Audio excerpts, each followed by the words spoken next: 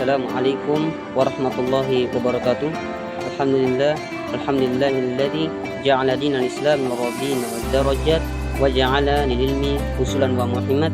Asyhadu an la ilaha illallah haqqa wa asyhadu anna Muhammadan abduhu wa rasuluhu sidqa. Alhamdulillah, marilah kita bersyukur kepada Allah Subhanahu wa taala yang dimana Allah Subhanahu wa taala masih senantiasa memberikan nikmatnya yang begitu banyak kepada kita semua, sehingga kita masih bisa melaksanakan perintah-perintah Allah Subhanahu wa ta'ala. Maka dari itu, marilah kita melaksanakan segala perintah-perintah Allah dan menjauhkan diri dari segala larangan-larangannya. Salawat beserta salam semoga tetap tercurahkan kepada Nabi kita, yakni Nabi Allah Muhammad SAW, yang dimana dia adalah sosok manusia yang memperjuangkan agama Islam hingga jaya sampai sekarang ini. Langsung saja kami dari kelompok 5 ingin memaparkan materi kami, yaitu sejarah Umayyah yang pertama di Syria. Yang pertama itu pembentukan pemerintah. Setelah Khalifah Ali meninggal dunia di bulan Ramadan 40 Hijriah, penduduk Kufah telah mengangkat putranya, yaitu Hasan. Hasan menjadi khalifah meskipun dia tidak berbakat menjadi seorang khalifah, karena dia lebih suka bersenang-senang dan meyakini banyak dan mengawini banyak wanita. Putra Khalifah Ali ini juga menantang Muawiyah dengan mengirim 12.000 pasukan untuk menyerang Muawiyah, akan tetapi pasukan kalah. Sementara itu penduduk Syam telah mengangkat Muawiyah menjadi khalifah. Khalifah semenjak peristiwa Tahkim berbeda dengan Hasan. Muawiyah ini didukung oleh tentara-tentara militer. Adapun keperluan tentara militer ini ditanggung oleh Muawiyah. Apalagi tanah Syam yang sangat kaya raya, dia juga mendukung Muawiyah dengan hal itu juga. Adapun nama lengkap Muawiyah yaitu Muawiyah bin Abi Sufyan bin Harb bin Muawiyah bin Abdul Al-Syam bin Abdul Manaf bin Husain. Muawiyah ini dilahirkan di Mekah 5 tahun sebelum Rasulullah SAW. Alhamdulillah, keluarga beliau masuk Islam. Muawiyah ini adalah salah satu orang yang sangat ahli dan menguasai yang namanya politik, cerdas dan ahli siasat. Dia juga penguasa yang sangat kuat dan bagus planningnya dalam pemerintahannya. Maka dari itu tidaklah heran jika Muawiyah menjadi gubernur selama 20 tahun semenjak Khalifah Umar dan Utsman, yaitu 13 sampai 35 Hijriah. Khalifah ini juga menjadi khalifah selama 20 tahun. Berbeda dengan Hasan. Adapun nama lengkap dari Hasan yaitu Hasan bin Ali bin Abi Thalib bin Abdul Al-Muttalib bin Al-Muttalib. Hasan ini dilahirkan di Madinah 3 tahun setelah hijrah Rasulullah Muhammad SAW. Dia adalah cucu dari anak Fatimah Rasulullah SAW. Hasan ini diberikan nama oleh kakeknya, yaitu Rasulullah SAW. Hasan ini adalah sosok manusia yang memberikan kecerahan di dunia, kata Rasulullah SAW. Hasan meninggal dunia 49 Hijriah karena dia diracuni oleh salah satu orang istrinya. Menurut penduduk Syiah, sudah berulang kali suruhan Muawiyah untuk meracuni Hasan supaya terbebas dari pembayaran kompensasi yang dialami oleh Muawiyah tiap tahunnya. Dari sependek pemerintahan Hasan, dia memberikan persyaratan kepada Muawiyah sebelum Muawiyah menjadi khalifah, dan dia mengajak Muawiyah untuk berdamai. Setelah itu Muawiyah menerima persyaratan-persyaratan dari Hasan dan dia menjadi khalifah. Dari sepanjang pemerintahan Muawiyah selama 90 tahun. Yang kedua yaitu pertumbuhan pemerintah. Pertumbuhan pemerintah ini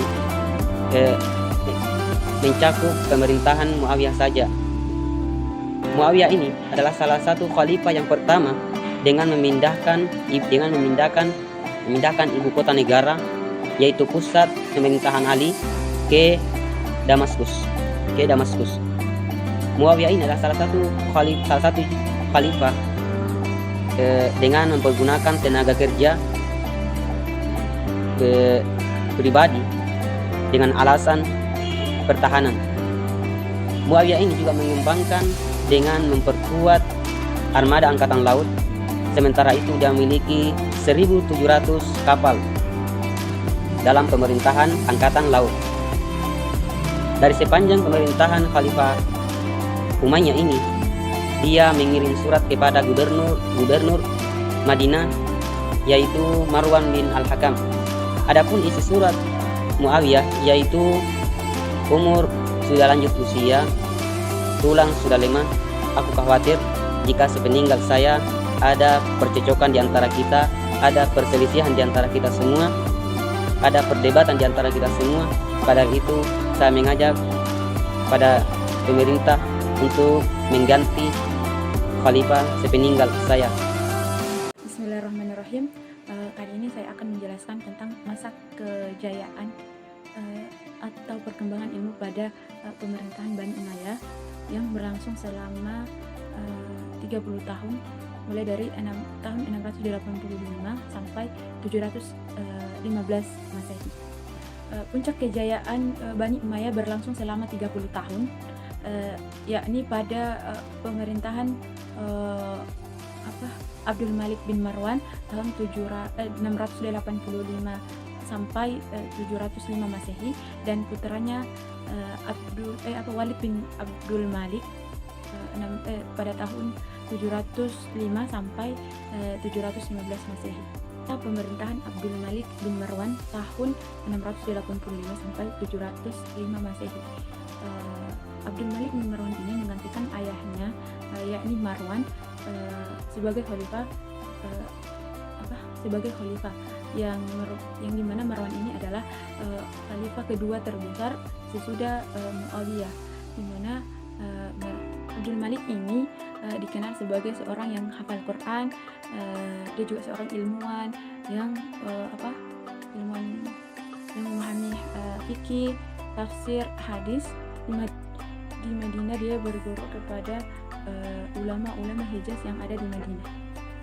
Ya, jadi di antara peristiwa penting yang dialami oleh Khalifah Abdul Malik ini adalah pemberontakan yang dilakukan oleh Amru bin Sa'id, di mana dia memberontak karena dia dijanjikan oleh khalifah sebelum Abdul Malik ini, yakni ayah dari Abdul Malik ini, untuk dijadikan khalifah setelah kepemimpinan Marwan ini.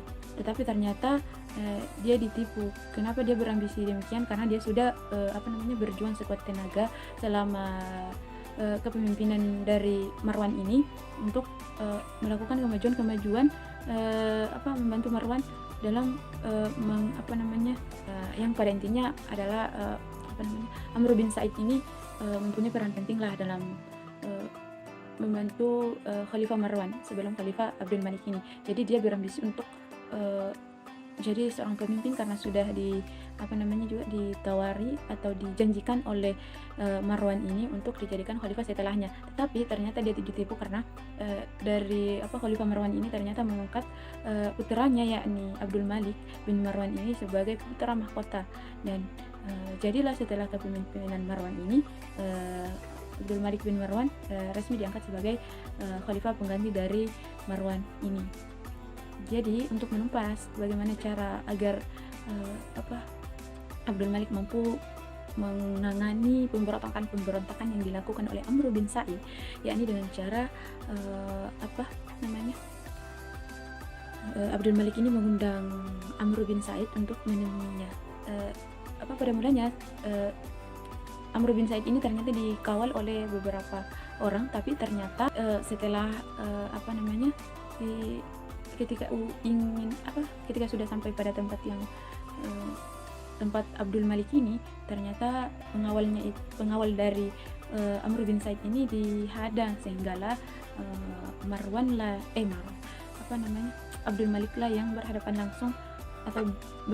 langsung dengan Amr bin Said ini. Jadi ceritanya di sini mereka itu 1 lawan 1, sehingga terbunuhlah Amr bin Said ini di tangan Abdul Malik. Abdullah bin Zubair ini sudah sejak lama memberontak di Hijaz, yakni sudah pada mulai dari masa pemerintahan Yazid bin Muawiyah, dia sudah melakukan banyak pemberontakan di Hijaz. Jadi Abdul Malik ini yakin bahwa dia itu bisa mengatasi pemberontakan yang dilakukan oleh Abdullah bin Zubair ini, sehingga Hajjaj ini mengepung kota Makkah selama 6,5 bulan, dan sementara itu Abdullah bin Zubair ini juga gagah berani berjuang, tetapi pasukannya banyak yang meninggal dan dia terbunuh. Dan dari situlah Abdul Malik ini mengangkat Hajjaj ini sebagai gubernur di Hijaz selama berapa lama itu, intinya lama lah. Dan dia juga berhasil melakukan penumpasan pemberontakan yang ada di semenanjung Arabia. Jadi setelah berhasil menumpas pemberontakan Abdullah bin Zubair, pemberontakan terjadi lagi di Irak, di mana pemberontakan itu dari orang-orang Irak dan orang-orang Khawarij, sehingga Abdul Malik ini mengangkat lagi Hajjaj ini sebagai seorang gubernur di Irak. Sebelum menumpas pemberontakan yang ada di Irak ini, ada seorang pembantu yang datang membawa surat langsung dari sang khalifah, yakni Abdul Malik ini, dan membacakannya kepada rakyat atau penduduk-penduduk yang ada di Irak itu. Dan kemudian dari situlah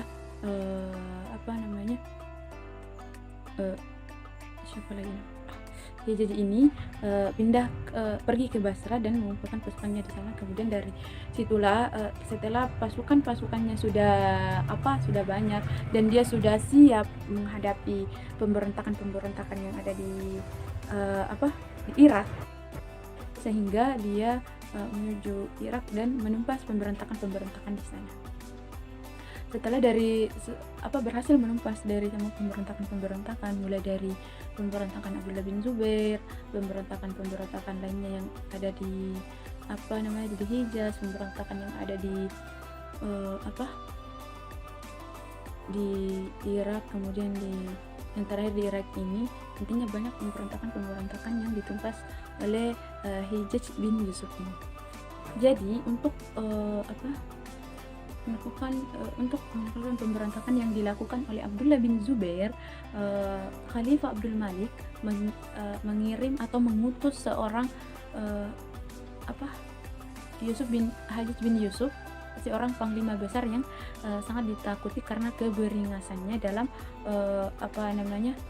menumpas pemberontakan yang dilakukan oleh Abdullah bin Zubair di Makkah. Jadi Abdul Malik ini sangat yakin bahwa dia bisa mengatasi Abdullah bin Zubair ini, karena dia berkata bahwa tidak ada yang lebih kuat, aku tidak pernah menemukan orang yang lebih kuat dariku. Memang dari Abdullah bin Zubair ini memang orangnya itu ketika sembahyang lama, puasanya banyak, tetapi sifat bakhilnya lah yang membuat dia tidak cocok jadi seorang pemimpin. Setelah berhasil menumpas pemberontakan yang dilakukan oleh Abdullah bin Zubair, setelah Abdullah bin Zubair, kemudian ada lagi dari pemberontakan dari Irak dan kaum Khawarij, sehingga suasana politik semakin tenang, dan dari sinilah Abdullah bin Malik ini mengambil kesempatan dan memperbaiki dengan cara memperbaiki pemerintahannya. Kemudian ada 3 pembenahan yang dilakukan oleh Abdul Malik ini. pada pemerintahan Abdul Malik ini, Abdul Malik melakukan pembenahan, yakni yang pertama adalah penggunaan bahasa Arab sebagai bahasa resmi di seluruh wilayah negara.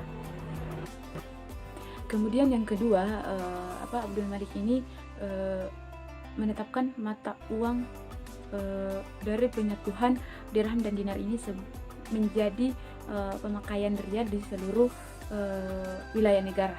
Kemudian yang terakhir yakni pembentukan pos-pos dan diperkuat dari yang selama ini ada, sehingga diperkuat agar mampu menghubungkan ibu kota dan dengan provinsi dengan antara provinsi dan negara.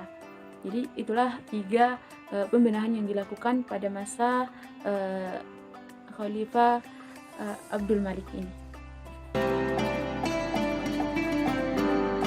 Walid bin Abdul Malik 705 sampai 715 Masehi. Setelah Abdul Malik memerintah selama 20 tahun pada tahun 685 sampai 705 Masehi, ia mengangkat anaknya Al-Walid sebagai khalifah penggantinya. Khalifah Al-Walid mewarisi stabilitas politik yang memungkinkannya dapat membangun negara. Oleh sebab itu, dia memperluas Masjid Makkah, membangun masjid di Madinah. Di Syam sebagai ibu kota negara, dia membangun sejumlah sekolah dan rumah ibadah serta membantu lembaga-lembaga sosial seperti lembaga yang menangani penderita penyakit kusta, lumpuh, dan buta. Al-Walid bin Abdul Malik melakukan perluasan wilayah di front timur mencapai titik terjauh dengan kecemerlangan di bawah 2 panglima perangnya, yaitu Qutaibah bin Muslim dan Muhammad bin Al-Qasim. Keduanya merupakan menantu Al-Hajjaj yang telah berhasil menguasai India bagian barat yang kini adalah Pakistan, Bukhara, Samarkand, dan Sind. Akan tetapi, seluruh India baru dapat ditaklukkan pada penghujung abad ke-9 oleh Muhammad Ghazna dari Daulah Ghaznawiyah. Perkembangan ilmu pengetahuan dan peradaban. Bangsa Arab tidak membawa tradisi ilmu pengetahuan dan warisan kebudayaannya ke negeri-negeri yang ditaklukkannya. Jelasnya mereka tidak berwatak pencinta ilmu dan tidak pula memiliki kebudayaan yang berarti. Akibatnya mereka menjadi murid dari bangsa yang ditaklukkannya, yang mempunyai kebudayaan dan tradisi keilmuan yang lebih tinggi, seperti bangsa Persia atau Iran. Ada 4 pusat kebudayaan pada masa Daulah Umayyah ini, yaitu Makkah, Madinah, Basra, dan Kufah. 2 yang pertama terletak di wilayah Hijaz, sedang 2 yang terakhir terletak di wilayah Irak yang lebih dikenal sebagai bekas kerajaan Persia. Dalam ilmu fikih dikenal ulama Hijaz sebagai ahli hadis dan ulama Irak sebagai ahli al-ra'i. Di masa Daulah Umayyah berkuasa, lebih tepat dikatakan sebagai masa penyebaran benih kebudayaan yang hidup subur di masa Daulah Abbasiyah. Ilmu pengetahuan yang berkembang pada Daulah Umayyah ini adalah ilmu-ilmu keagamaan atau naqliyah, seperti ilmu qiraat, ilmu tafsir, ilmu hadis, ilmu fikih, ilmu bahasa, ilmu kalam, ilmu tasawuf, dan ilmu arsitektur. Adapun uraian lebih terperinci tentang ilmu-ilmu keagamaan. Yang pertama yakni ilmu tafsir, di mana ilmu tafsir ini dibutuhkan karena umat Islam pada waktu itu belum mengerti apa yang umat Islam yang tidak berasal dari semenanjung Arab tidak mengerti apa yang dimaksud oleh setiap ayat dalam Al-Quran. Namun ketika wilayah Islam sudah meluas dan orang-orangnya bukan Arab yang telah menganut agama Islam ini, maka dari itulah beberapa orang sahabat seperti Ali bin Abi Thalib, Abdullah bin Abbas, Abdullah bin Mas'ud, Ubay bin Ka'ab menafsirkan Al-Quran sesuai dengan apa yang mereka dengar dari Nabi. Mereka ini dipandang sebagai pendiri ilmu tafsir. Bentuk tafsir Al-Quran pada awal Islam dikenal dengan tafsir bil al-ma'thur, yakni menafsirkan ayat-ayat Al-Quran yang didasarkan pada apa yang mereka dengar dari Nabi dan sahabat-sahabat senior, atau yang dikenal dengan tafsir bil riwayah, yakni menafsirkan ayat-ayat Al-Quran didasarkan pada riwayat. Jadi tafsir bil al-ma'thur ini mengalami perkembangan di masa Daulah Abbasiyah.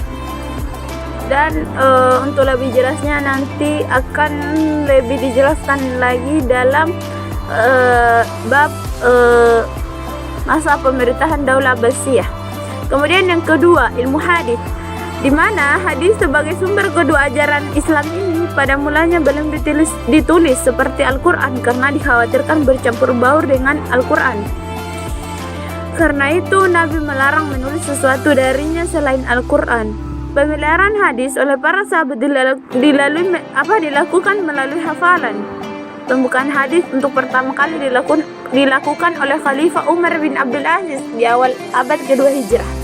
Dalam pengumpulan hadis dari para penghafal hadis diadakan suatu metode yang disebut isnad yang membahas persambungan hadis.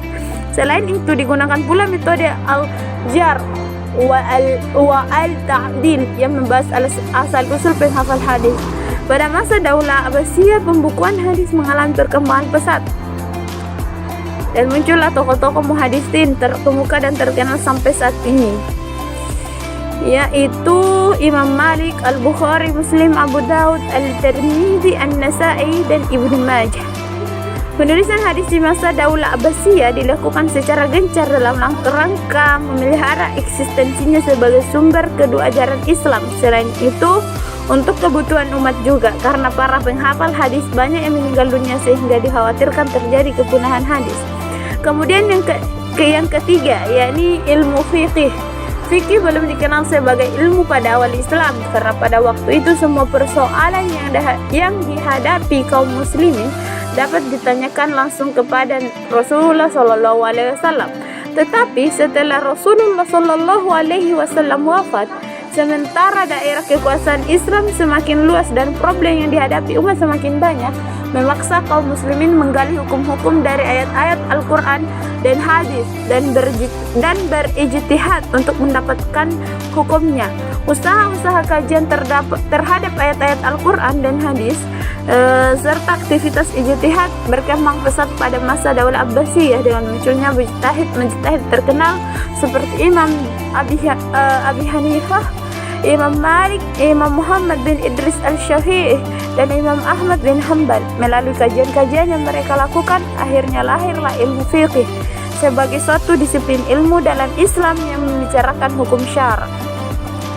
Imam-imam mujtahid dalam kajian hukum Islam, mereka menempuh cara-cara yang berbeda-beda satu sama lain, yang selanjutnya melahirkan aliran-aliran hukum dalam Islam. Misalnya Imam Abu Hanifah lebih banyak mempergunakan ra'yu dalam istimbat hukumnya, sehingga dia dipandang sebagai pendiri aliran ra'yu dalam hukum Islam. Penggunaan metode ra'yu oleh Imam Abu Hanifah adalah konsekuensi logis dari kondisi lingkungan tempat tinggalnya di Irak yang jauh dari pusat hadis di Madinah. Juga karena sikap kehati-hatiannya dalam menerima suatu hadis. Bagi Imam Abu Hanifah, sebuah hadis baru dapat diterima bila hadis itu telah pada tingkat hadis masyhur atau para fuqaha lainnya sepakat mengamalkannya. Sementara Imam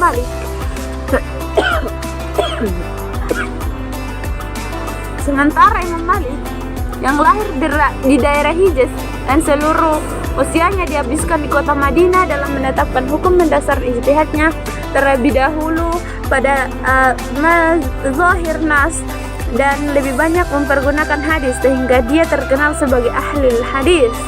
Imam Malik menggunakan metode ini karena dipengaruhi oleh kondisi kota Madinah sebagai pusat hadis.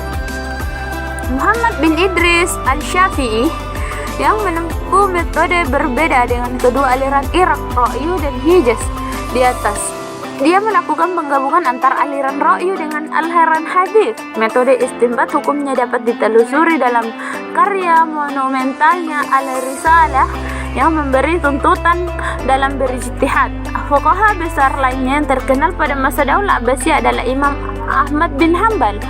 Dalam menetapkan hukum, dia lebih banyak mengambil dalil-dalil zahir nas dan kurang mempergunakan ar-ra'i. Oleh sebab itu, dia dikenal juga sebagai ahli hadis di samping sebagai seorang fuqaha.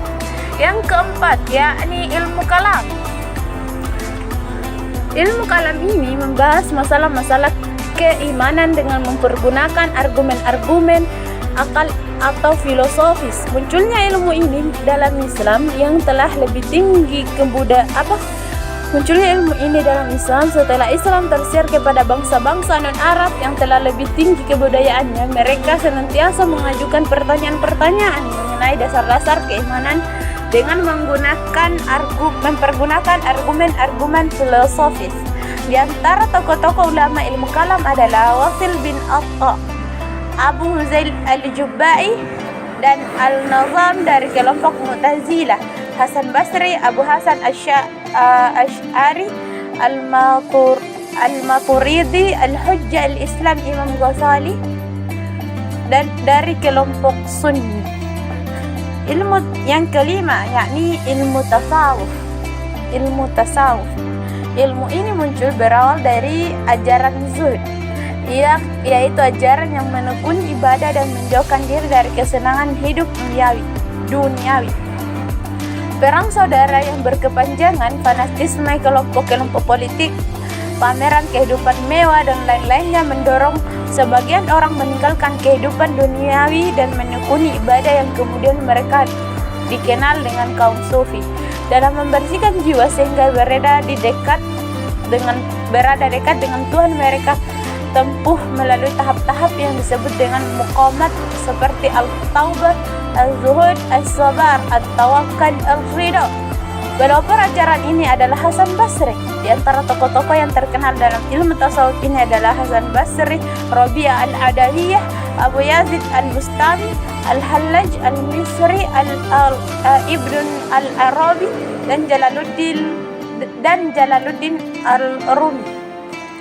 Sementara ilmu umum akliyah seperti ilmu filsafat, ilmu pasti, ilmu astronom, musik, kedokteran, kimia, dan lain-lain baru berkembang pesat bersama dengan ilmu akliyah di masa-masa Daulah Abbasiyah. Kemudian selain perkembangan ilmu pengetahuan dalam bidang ilmu-ilmu agama, pada masa Daulah Umayyah berkembang juga peradaban lainnya, yakni seni arsitektur. Seni arsitektur atau seni bangunan pada masa Daulah Umayyah adalah bangunan sipil berupa kota-kota dan bangunan agama berupa masjid-masjid. Di masa Daulah Umayyah banyak kota-kota baru dibangun dan kota-kota lama diperbarui dengan pembangunan berbagai gedung dengan gaya perpaduan Persia, Romawi, dan Arab, tapi dijiwai semangat Islam. Damaskus dulu sebelum Islam merupakan ibu kota kerajaan Romawi di Syam. Sebagai kota lama diperbaharui Muawiyah dengan mendirikan gedung-gedung indah bernilai seni, dilengkapi jalan-jalan dan taman-taman rekreasi yang menakjubkan dan dijadikan sebagai ibu kota Daulah Umayyah. Muawiyah juga membangun Istana Hijau di Miyata, dan istana itu pada tahun 704 Masehi diperbaharui oleh Walid bin Abdul Malik. Salah satu kota baru yang dibangun pada masa Daulah Umayyah ini adalah kota Kairawan di Afrika Utara oleh Uqbah bin Nafi ketika dia menjadi gubernur di wilayah ini pada masa Khalifah Muawiyah. Kota Kairawan dibangun dengan gaya arsitektur Islam, dilengkapi dengan gedung-gedung indah, masjid, taman rekreasi, pangkalan militer, dan lain-lainnya. Kota ini kemudian berkembang menjadi kota internasional karena di dalamnya bertempat tinggal bangsa-bangsa Arab, Barbar, Persia, Romawi, Qibti, dan lain-lainnya. Pada masa Al-Walid dibangun pula Masjid Agung yang terkenal sampai sekarang dengan nama Masjid Damaskus atau kreasi arsitektur Abu Ubaidah bin Jarrah. Dalam pembangunannya, Khalifah Al-Walid mendatangkan 12.000 orang tukang bangunan dari Romawi. Ukuran masjid ini seluas 300 x 200 meter dan memiliki 68 pilar dilengkapi dinding-dinding dengan berukiran indah. Di sekeliling masjid ini terdapat 4 buah mercu bekas bangunan peninggalan Yahudi, tetapi hanya diambil satu mercu saja untuk dijadikan menara tempat azan. Menara tersebut terletak di sebelah tenggara masjid dalam ruangan Masjid Damaskus, dihiasi dengan ukiran-ukiran marmer halus atau mozaik, dan pintu-pintunya memakai kaca-kaca berwarna-warni. Khalifah Abdul Malik kemudian melakukan perbaikan terhadap masjid-masjid tua yang sudah ada semenjak masa Nabi. Di antaranya beliau menyediakan dana 10.000 dinar emas untuk memperluas Masjidil Haram, dan disempurnakan Al-Walid dari segi seni arsitekturnya. Pada pintu jendela berukir dan tiang-tiangnya dibuat dari batu granit yang indah. Khalifah Al-Walid memperluas Masjid Nabawi dan memperindahnya dengan konstruksi dan arsitektur Syariah di bawah pengawasan Umar bin Abdul Aziz, ketika itu menjadi gubernur Madinah. Menurut salah satu sumber mengatakan bahwa dinding masjid ini dihiasi mozaik dan batu permata. Tiangnya dari batu marmer, lantainya dari batu pualam, plafonnya bertahtakan emas murni, ditambah 4 buah menara. Kemunduran pemerintahan. Masa ini mencakup 8 orang khalifah, yaitu Sulaiman bin Abdul Malik, Sulaiman bin Abdul Malik yakni 715 sampai 717, Umar bin Abdul Aziz 717 sampai 720, Yazid bin Abdul Malik 720 sampai 724, Hisham bin Abdul Malik 724 sampai 743 Masehi. Al-Walid bin Yazid 743 sampai 744, Yazid bin Al-Walid 744 Masehi, Ibrahim bin Sulaiman 744, dan Marwan bin Muhammad 744 sampai 750. Sulaiman menahan pahlawan di Spanyol. Sulaiman Abdul Malik dilahirkan pada tahun 54 Hijriah. Dia menggantikan saudaranya Al-Walid sebagai khalifah. Hal ini berarti terjadi pengangkatan 2 putra mahkota oleh Abdul Malik. Sebelum Al-Walid meninggal, dia pernah bermaksud memecat saudaranya Sulaiman sebagai putra mahkota. Dalam hal ini Al-Walid meminta nasihat kepada para penasihat dan panglima-panglimanya. Ketiga panglimanya Al-Hajjaj bin Yusuf, Muhammad bin Qasim, dan Qutaibah bin Muslim menyetujui maksud tersebut, tetapi Umar bin Abdul Aziz menantangnya dan mengatakan kepada Al-Walid, "Baiat dan sumpah setia kepadamu dan saudaramu Sulaiman adalah satu, tidak dapat dibagi-bagi." Karena mendapat tantangan yang hebat, kayaknya Al-Walid tidak dapat terlaksana. Tetapi usaha Al-Walid untuk menggeser putra mahkota dari saudaranya kepada anaknya telah berakibat jelek pada masa pemerintahan Sulaiman, diliputi suasana kebencian dan pembunuhan. Al-Hajjaj wafat sebelum Al-Walid wafat, maka dia terbebas dari kebencian Sulaiman. Tetapi Muhammad bin Qasim dan Qutaibah bin Muslim telah dibunuh oleh Sulaiman. Demikian juga keluarga Al-Hajjaj, keluarga Muhammad Al-Qasim, dan keluarga Qutaibah bin Muslim mendapat siksaan dari Khalifah Sulaiman. Lain halnya dengan Musa bin Nusair dalam perjalanan pulang dari Andalusia membawa hadiah-hadiah dan bingkisan-bingkisan untuk Khalifah Al-Walid yang sedang sakit. Sulaiman menulis surat kepada Musa agar memperlambat perjalanan dengan harapan Al-Walid wafat sebelum barang-barang itu sampai.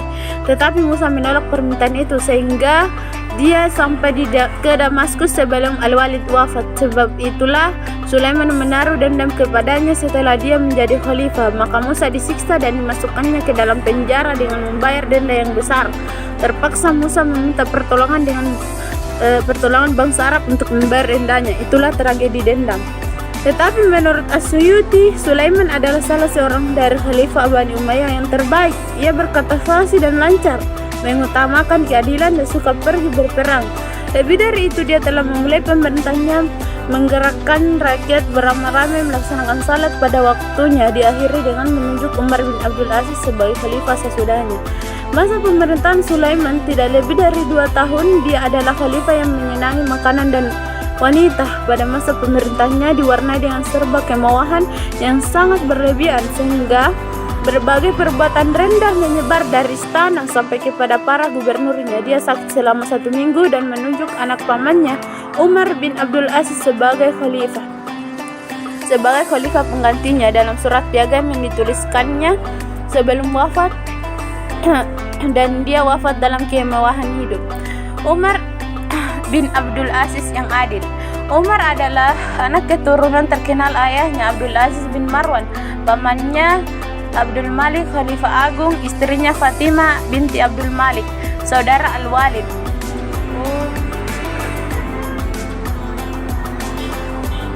Dia dididik dan dibesarkan dalam suasana penuh kenikmatan dan kemakmuran hidup, dikelilingi oleh kekayaan yang melimpah ruah. Tetapi setelah diangkat menjadi khalifah, dia hidup zuhud dan sederhana. Umar bin Abdul Aziz terkenal sebagai khalifah yang saleh, adil, dan sikapnya anti kekerasan. Dia melarang caci maki kepada ahlul bait. Demikian hebatnya penghormatan orang kepadanya sehingga kelak Daulah Abbasiyah, musuh Daulah Umayyah, membongkar kuburan semua khalifah Daulah Umayyah kecuali kuburannya. Kaum muslimin menyamakan kepemimpinannya dengan kakeknya Umar bin Khattab, baik dalam keadilan maupun dalam kesuhudannya. Hal itu tidak mengherankan karena pada masa pemerintahannya keadilan ditegakkan, peperangan dihentikan, kezaliman dimusnahkan, harta yang dirampas dikembalikan, diskusi dan dakwah secara lemah lembut digalakkannya sehingga banyak negeri-negeri dengan kesadaran sendiri menyatakan diri masuk Islam. Di bidang ekonomi, dia menurunkan tarif berbagai pajak dan menghentikan pemungutan jizyah bagi mereka yang masuk Islam, sehingga penghasilan negara berkurang. Ketika gubernur mengeluh atas kebijaksanaannya itu, dia menegaskan bahwa Nabi diutus untuk memberi petunjuk bagi manusia dan bukan untuk memungut pajak. Kemelaratan, kemiskinan, dan kesulitan hidup telah dapat diatasi pada masa singkat pemerintahannya. Dia telah berhasil membuat rakyatnya menjadi kaya dan makmur, sehingga orang yang ingin mengeluarkan zakat terpaksa mondar-mandir mencari orang-orang yang patut menerimanya. Tetapi tidak menemukannya sehingga dia terpaksa pulang ke rumah membawa zakat yang hendak dibagi-bagikannya. Di bidang politik, dia melakukan dialog dengan kaum Khawarij sehingga mereka tidak melakukan tindakan-tindakan kekerasan sebagaimana biasa mereka lakukan selama ini. Ali yang selama ini dikutuk di dalam khutbah Jumat, dia diperintahkan untuk dihentikan sehingga dia mendapat simpati orang-orang Syiah. Umar mensejajarkan antara bangsa Arab dan bukan Arab sebagaimana dalam Islam, sehingga tidak ada lagi istilah mawali dalam pemerintahannya yang selama ini meresahkan orang Islam bukan Arab karena dianaktirikan dalam pemerintahan. Namun pemerintahan Umar begitu pendek, hanya 2 tahun 5 bulan, tetapi kalangan Bani Umayyah merasakan beratnya tekanan Khalifah Umar kepada mereka sebab Umar telah mengambil kembali harta benda yang tidak sedikit jumlahnya yang selama ini telah mereka kuasai. Karena beratnya tekanan tersebut, diperkirakan mereka meracun Umar, kemudian sakit dan wafat pada bulan Rajab 101 Hijriah. Yazid khalifah dan khalifah lainnya yang berfoya-foya. Yazid bin Abdul Malik menggantikan Khalifah Umar. Dia terkenal sebagai khalifah yang senang berfoya-foya, berhura-hura dan bersenang-senang dengan wanita. Di atas semua itu, dia pun kini mengembalikan tanah-tanah dan hadiah-hadiah yang telah diambil dari Umar untuk Baitul Mal kepada para pemiliknya semula, sehingga harta di Baitul Mal menjadi kosong dan rakyat kembali hidup melarat. Yazid menunjukkan saudaranya Hisham bin Abdul Malik sebagai khalifah dan anaknya Al-Walid. Sesudahnya, masa pemerintahan Hisham cukup lama, selama 20 tahun sama dengan masa pemerintahan Muawiyah. Dia termasuk salah seorang khalifah terbaik Bani Umayyah. Terkenal sebagai seorang penyantun, pribadi bersih, cermat, hemat. Ada 3 ahli politik dari Bani Umayyah: Muawiyah, Abdul Malik dan Hisham. Abu Ja'far Al-Mansur telah meneladani Hisham dalam sekian banyak langkah yang ditempuhnya kelak pada masa Daulah Abbasiyah. Pada masanya, dia mengatur kantor-kantor pemerintahan dan membetulkan perhitungan Baitul Mal, demikian juga perhitungan keuangan negara. Dengan demikian, keuangan negara menjadi lancar, teratur, sehingga tidak ada lagi kesempatan yang menggelapkan uang negara yang seharusnya menjadi milik Baitul Mal. Dia mengatur pemasukan dan pengeluaran Baitul Mal dengan cermat dan hemat. Dia tidak mau mengambil haknya dari Baitul Mal kecuali setelah disaksikan 40 orang.